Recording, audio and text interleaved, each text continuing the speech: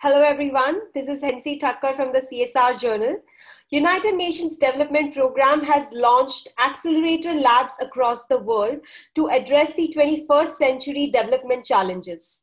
Today we have with us from UNDP Accelerator Labs India, Dr Krishnan Srinivasaraghavan, Head of Exploration, Rozita Singh, Head of Solutions Mapping, and Swetha Kolluri, Head of Experimentation, to discuss the initiatives by UNDP Accelerator Labs to combat air pollution and other challenges in India. Welcome to our channel. How does UNDP Accelerator Labs work in order to address air pollution in India? We approached any problem with multiple solutions, a portfolio of solutions. So in that aspect, we did an innovation challenge last year on air pollution. And then we announced winners, like top 3 winners will be supported by UNDP in terms of scale up of these innovations. And we had quite an interesting number of entries came all over India, including IITs, including top research institutions, startups. So we shortlisted 3 very innovative solutions for air pollution, addressing 3 different aspects of air pollution. So one is about stubble burning. So there is a startup in Punjab focusing on how to incentivize farmers not to burn stubble, but then give the stubble agricultural waste to the startup so that it can be converted into energy fuels. So it is like, solving 2 problems. One is to give the income to the farmers, and second is to make the waste into wealth. So that is quite an innovative solution. We shortlisted them. And also there is, we are all worried about outdoor air quality. What about indoor air quality? So again, there is a very innovative solution which uses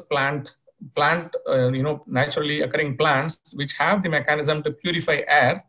And this the unique design, the indoor air pollution can drastically come down within a matter of 1 or 2 hours. You can get 70 to 80% of reduction in the indoor air quality. The pollutants in the indoor air. So that is another solution. And we also have a carbon cutter, another startup having different designs. One for the public spaces where the polluted air can be filtered and pure air can be circulated. But also in the same, there is another technology, filterless technology, which is using, in industrial emissions. If it is an exhaust of industries, if this is fitted, then all the pollutants, the gas, anything related to whether particulate matter, whether it is alcohol, formaldehyde related, all these are absorbed by the filter and the pure air is released instantly. And similarly, the same different type of equipment with the same methodology can be used for vehicle exhaust.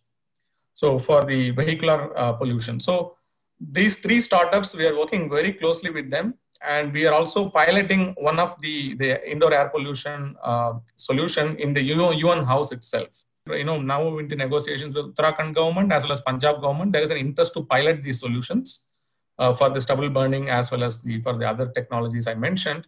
So we are first taking up with 2 to 3 pilots. Depending on success, we will be scaling up nationally. And besides this, there is also a targeted program that we are working on in partnership with the Nottingham University in UK.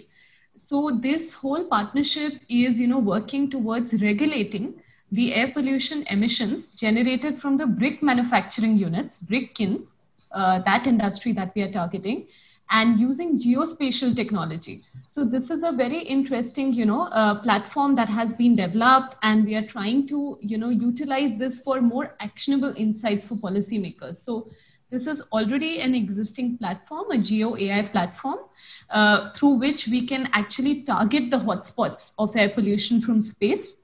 And then we can actually develop interventions. And we are trying to see how can we work with the district administration, with the pollution control boards in using this information for more policy and regulatory kind of action. How can the initiatives by Accelerator Labs help India in achieving circular economy? So we do have a very large level program in the India country office of UNDP. There is a whole portfolio on plastic waste management and circular economy. And the team is extensively working in around 40 cities in the country already by establishing what we call as the Swachhata Kendras. These are kind of dry waste material recovery centers which employ the Safai Sathis, as we call them. So our waste pickers are called the Safai Sathis. And they are doing all kind of, sorting and baling and recovering this dry waste stream from the cities. And then they are kind of upcycling it into various products. So we are supporting the value chain here. We are working right now mostly in the collection space because it's important for us to get this value chain in.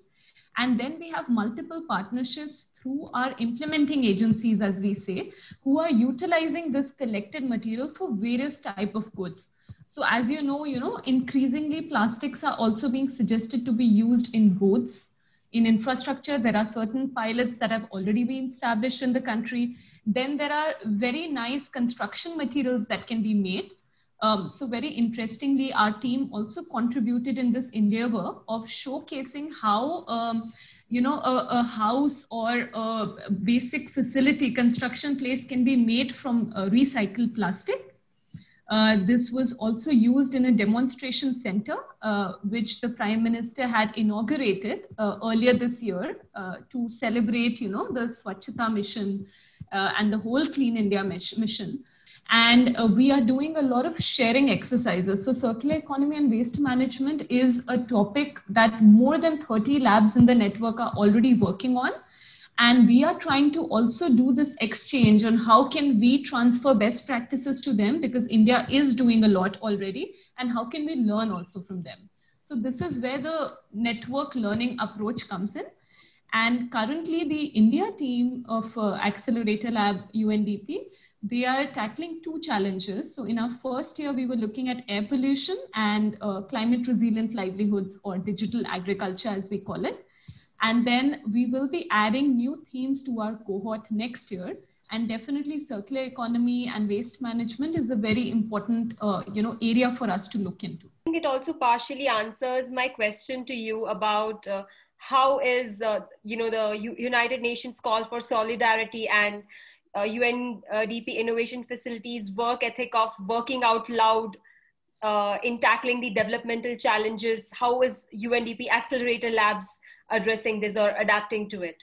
So I think partially that's also answered. So if you want to, elaborate on that. Yeah, sure.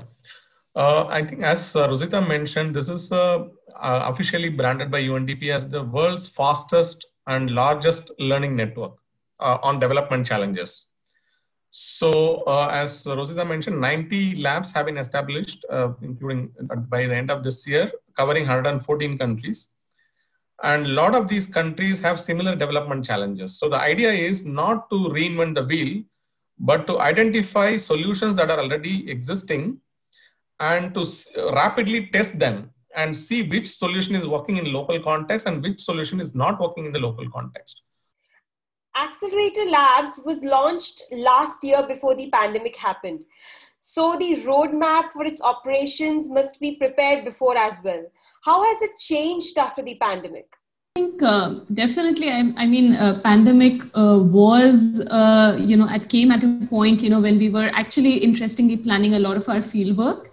So it did impact certain things, but actually looking back at the 6 months, because it's been so long, right? We have been working during the pandemic, working remotely since almost March.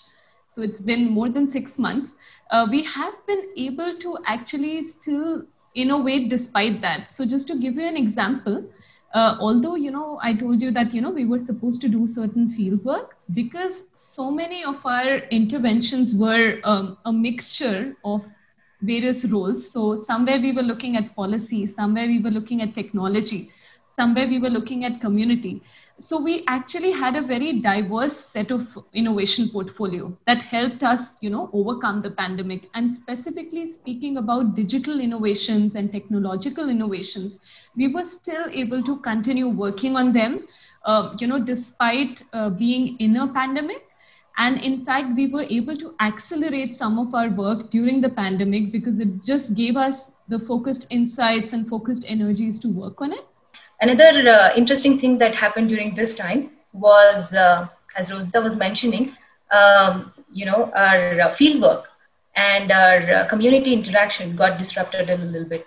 So we have teamed up with a farmer in Tamil Nadu to conduct a very quick experiment in agriculture. And we have done all of that virtually. Usually, when it comes to experimentation and all, you would want to go to the field and interact with the community and be there and do it. But the pandemic did not allow us to, have all those privileges. So we had to conduct the experiment virtually, and that's what we did. And we had some very interesting results from the experiment. And we have done all that with the help of this farmer, who was also a high-tech farmer. So he has put in all the necessary cameras, equipment, sensors, from where we were able to get the data almost on a day-to-day, minute-to-minute basis. So it was a fascinating experience to conduct, our innovative pilots in a virtual mode during the pandemic. Niti Aayog has recently said that India is far from achieving its targets to meet the UN SDGs by 2030. How will UNDP Accelerator Lab accelerate the achievement of these targets? We are only 10 years away from the 2030 agenda goals. And we have to, really look at how can we really get speed and scale into our work. Definitely, there is a lot of progress to be made.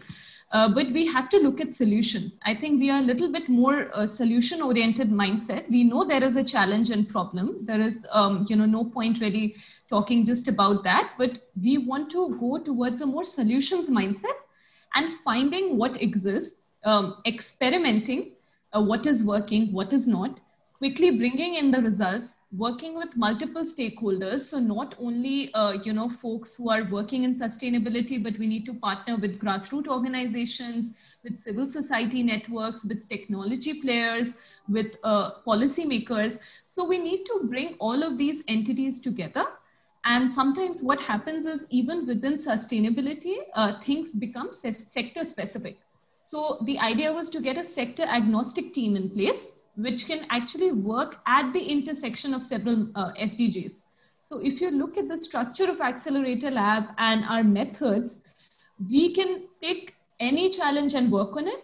What are some of the initiatives of Accelerator Labs that are particularly designed for rural development? And do these initiatives also focus in the aspirational districts in the country? UNDP definitely has a program which focuses on the aspirational districts of the country. And a lot of efforts have been made in order to support the rural economy during this period by connecting people to social security schemes, by providing the necessary medical equipment during this time, and ensuring that the supply chain of medicines and other important stuff is available to the rural areas and the remote locations. So all these initiatives are being made by various programs of UNDP. Accelerator Lab is now coming up with another portfolio of solutions for women entrepreneurs, to support women entrepreneurs and rural economy during this period. So we are calling it DEWI. It's called Digital Empowerment of Women Through Innovations, DEWI, DEWI. So, women entrepreneurs are severely impacted during COVID, much more than other male entrepreneurs or micro entrepreneurs. First of all, their access to resources, be it credit or market, is very much limited. During COVID,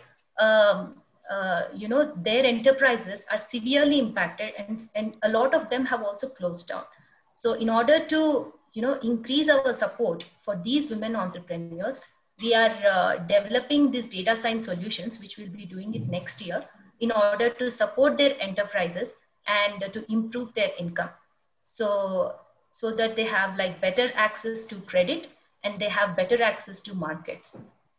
How is the private sector in India participating in the initiatives by the Accelerator Labs? We are working at multiple levels of private sector. So whether it is startup level, we are trying to encourage them to innovate. We are trying to help them connect to the networks. We are trying to help them scale their innovations. So that is at the startup level. But medium to large scale level enterprises, for example, this, the farmer experiment that we are talking about, we are also getting support from some private companies which are willing to do in their respective geographies. They are also approaching us, something like Bosch, which is a large corporation. wanting to work with us in disseminating some of the blockchain or digital agriculture solutions with us. We are going to have a roundtable discussion which will be focusing on how investments can accelerate innovation. So in that context, we are getting Philips, we are getting companies like Intel, Philips, and all these private sector organizations coming into the ground table to talk about how they can work with UNDP in jointly scaling up innovations, and also how strategically investments can be pulled together to accelerate innovations. And private sector is a major part in whatever we do, because at the end of the day, government alone cannot solve all problems, or UNDP cannot alone. As you said, private sector engagement is so much more important these days, and even UNDP's and the government of India's engagement with the private sector and inviting their participation has also increased manyfold in the last decade, if I may say. They have a very interesting program called Artificial Intelligence for Agriculture Innovations. So this is where various private sector parties, the NASCOM, and the World Economic Forum. So all these parties converge. So UNDP is also actively participating with the Telangana government to develop this artificial intelligence for agriculture innovation. So this is where we also have a close association with private sector, because the kind of products, the kind of efficiency that they would bring to the ecosystem is amazing. Thank you so much for your time. It was great talking to you. Thank you.